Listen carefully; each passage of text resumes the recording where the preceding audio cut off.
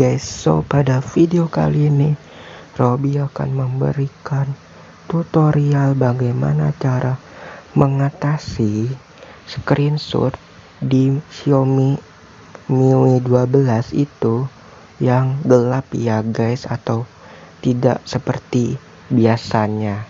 Kita contohkan, ini yang biasa ya guys, kalau gelap itu pasti agak sedikit gelap dan tidak kayak pada umumnya atau semula. Bagaimana cara mengatasinya? Kalian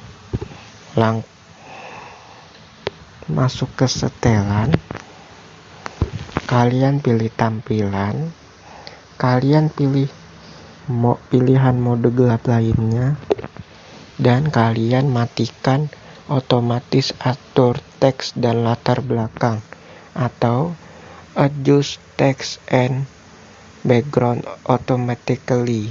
Kalian nonaktifkan, dari aktif kalian nonaktifkan ya guys, dan moga-moga screenshot kalian kembali normal dan bisa dipakai semestinya ya guys. Nah oke guys, mungkin videonya cukup sampai segini aja.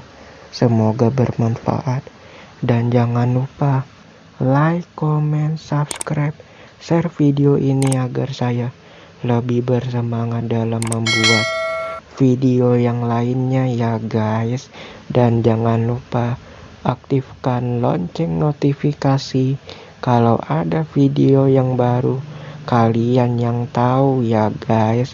Terakhir, nama saya Robby, dan sampai jumpa di video berikutnya.